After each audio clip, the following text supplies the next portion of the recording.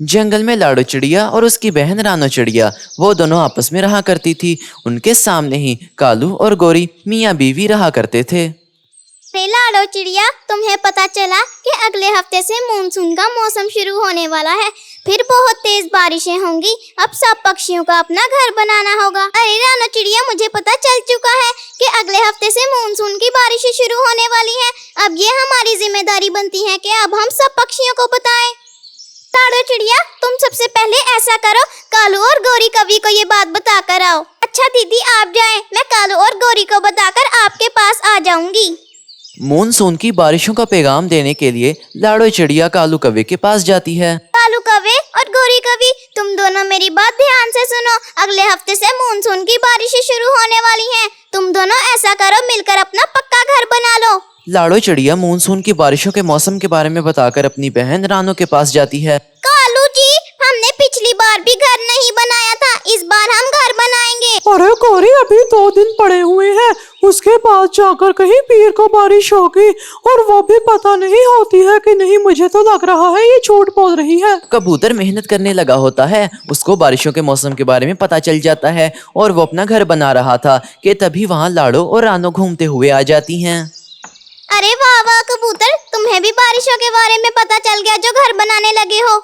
अब भाई अपना घर खुद ही बनाना पड़ता है। पिछली बार मैंने घर नहीं बनाया और बारिश इतनी तेज हुई कि मेरा घोंसला भीग गया और मेरा घोंसला नीचे गिर गया पेड़ के। कबूतर, ये तो बहुत अच्छी बात है कि तुम बारिशों से बचने के लिए घर बना रहे हो। अरे कबूतर, ऐसे ही मेहनत करते रहो, तुम्हारा घर बहुत ज्यादा अच्छा बन रहा है। तुम लोगों को भी काम मिला हुआ है। तुम दोनों ऐसा करो, जल्दी जाओ, सारे पक्षियों को बता दो। रानो चिड़िया और लाडो चिड़िया जंगल के दूसरे पक्षियों को बताने के लिए चली जाती हैं। जैसे ही ये बात मिठू तोते को पता चलती है, वो भागा भागा अपने घर को आता है। मिठू, तुम जंगल से होकर आ गए, दाना लेकर आए हो हमारे खाने के लिए। भगवान, तुझे अभी खाने की पड़ी है। मानसून की बारिशों का मौसम पीर से शुरू होने वाला है, हमें जल्दी करनी होगी, अपना घर बनाना होगा। अच्छा, तो मानसून की बारिशें शुरू होने वाली हैं, तो तुम इतना डर क्यों रहे हो? मेरी अभी तेरे साथ शादी नहीं हुई थी, अगले महीने ही शादी थी। रात का वक्त था, बारिश बहुत तेज हो रही थी, मानसून का मौसम था। मैं अपने घोंसले में सोने के लिए गया तो बारिश इतनी तेज थी कि मेरा घोंसला टूट गया, जिसकी वजह से मैं नीचे गिरा और मेरी चोंच से खून निकलना शुरू हो गया।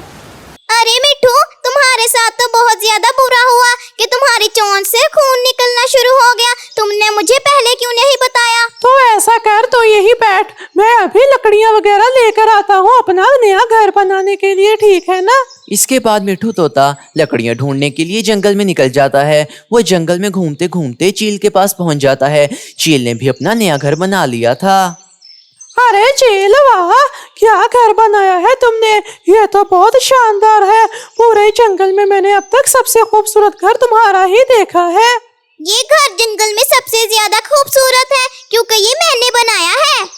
अरे चील, मेरी बात सुनो, मुझे थोड़ी सी मदद चाहिए। क्या तुम मुझे ये बता सकती हो कि तुम अपना घर बनाने के लिए लकड़ियाँ कहाँ से लाई? मैंने भी बनाना है अपना। आज मैं बहुत खुश हूँ क्योंकि मैंने अपना नया घर बनाया है। अगर तुझे अपना नया घर बनाना है तो पेड़ के नीचे कुछ बची हुई लकड़ियाँ पड़ी हैं, तू उसे ले जा। चील, तुम बहुत अच्छी हो, तुम्हारा बहुत बहुत शुक्रिया जो तुमने मेरी मदद की। इसके बाद मिठू तोता बची हुई लकड़ियों को उठाकर घर बनाने के लिए ले जाता है। अरे मिठू जी, आप इतने कम वक्त में इतनी सारी लकड़ियाँ कैसे लेकर आए हो? अरे मैंने तो चील दी से पूछा था कि लकड़ियाँ कहाँ से मिलेंगी। उन्होंने कहा कि कुछ मेरे पास बची हुई हैं, तो तुम ले जाओ। फिर मैं ये लकड़ियाँ ले आया। कबूतर भी अपना शानदार घर बना लेता है। उसका घर बहुत अच्छा बना था। वो अपने घर को देखकर कहता है, ओफ, शुक्र है मेरा घर बन गया। अब मुझे मानसून की बारिशों से कोई मसला नहीं। अब चाहे बारिश कितनी भी तेज हो, मैं अपने घर में महफूज रहूंगा। अंदर से भी मेरा घर काफी अच्छा बन गया है। 2 खिड़कियां भी हैं और घोंसले भी रख दिए हैं। अब काम मेरा मुकम्मल हो गया। चलो अब थोड़ा सोया जाए। जंगल में सब पक्षी अपना घर बनाने में मसरूफ थे। शाम हो जाती है। मिठू तोता अभी भी अपना घर बना रहा था और थोड़ी देर बाद उसका भी घर बन जाता है। अरे मिठू, क्या बात है, तुमने इतने कम वक्त में इतना खूबसूरत घर बना लिया। तुमने देखा मेरा कमाल, मैंने कितना बड़ा घर बना लिया, वो भी सिर्फ 1 दिन में। अब हमें मानसून की बारिशों से कोई खतरा नहीं है। हरियाली अरे दीदी, सुबह से गई हुई हैं दूसरे पक्षियों को मानसून की बारिश के बारे में बताने के लिए। सुबह से शाम हो गई है, मैं यहाँ सुबह से बैठी हुई हूँ, पता नहीं दीदी कब आएंगी। थोड़ी देर बाद ही रानो चिड़िया घर बनाने के लिए लकड़ियाँ अपने साथ ले आती है। अरे दीदी, आप अब आई हैं, आपने वक्त देखा है, सुबह से शाम हो गई है। मैंने पक्षियों को बताने का काम तो दोपहर तक ही खत्म कर दिया था, लेकिन हमें अपना घर भी बनाना था, इसलिए मैं दूसरे जंगल से लकड़ियाँ इकट्ठा करने गई हुई थी। दीदी, लकड़ियाँ तो आप ले आई हैं, पर क्या आज ही हम अपना घर बनाएंगे? अरे लाडो चिड़िया, नहीं नहीं, शाम बहुत हो गई है, हम कल सुबह अपना घर बनाएंगे। अच्छा दीदी, मैं घर जा रही हूँ, आप ऐसा करें, लकड़ियाँ उठाकर अपने घर ले आएं। लाडो चिड़िया थोड़ा नाराज थी क्योंकि रानो चिड़िया देर से जो आई थी। अरे लाडो चिड़िया, कहाँ जा रही हो?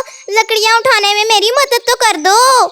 रानो चिड़िया उन लकड़ियों को अकेले ही उठा लेती है और अपने साथ अपने घोंसले में ले जाती है। अगले दिन का सूरज निकल आता है, सुबह हो जाती है। कालू कौवा और उसकी बीवी गोरी कौवी वो दोनों तो घूमने फिरने में ही मसरूफ थे, उनको घर की कोई फिक्र नहीं थी। जबकि रानो चिड़िया और लाडो चिड़िया अपना नया घर बनाना शुरू कर देती हैं। उन्होंने काफी हद तक घर सुबह ही बना लिया था, वो दोनों अपना घर बनाने में लगी रहती हैं। कालू कौवा और गोरी कौवी वो दोनों खाना खाकर तालाब के पुल पर बैठ जाते हैं।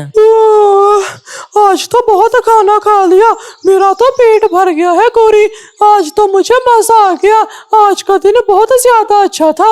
अरे कालू, आज इतवार है, हमने अभी तक अपना घर नहीं बनाया। कल पीर है, कल बहुत तेज बारिश होने वाली है। हम ऐसा करते हैं, आज अपना घर बना लेते हैं। आज तो बहुत मजा आया। क्या कह रही हो? घर बनाओ?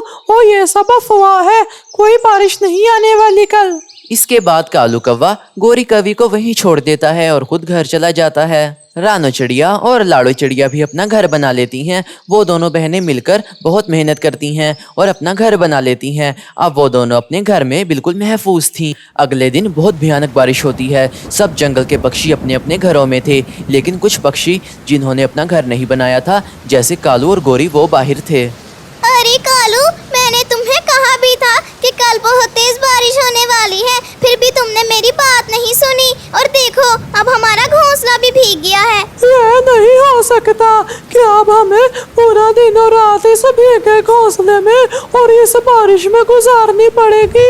ये नहीं हो सकता गोरी, कुछ करो, हम क्या करें, मुझे यहाँ नहीं रहना। लेकिन अब क्या ही करें, अब कुछ हो भी नहीं सकता था। कालू ने अपनी किस्मत खुद लिखी थी। जब सब मेहनत कर रहे थे तो कालू कौवा मज़े कर रहा था, वो खा रहा था, पी रहा था। इसलिए कहते हैं मेहनत का फल ज़रूर मिलता है।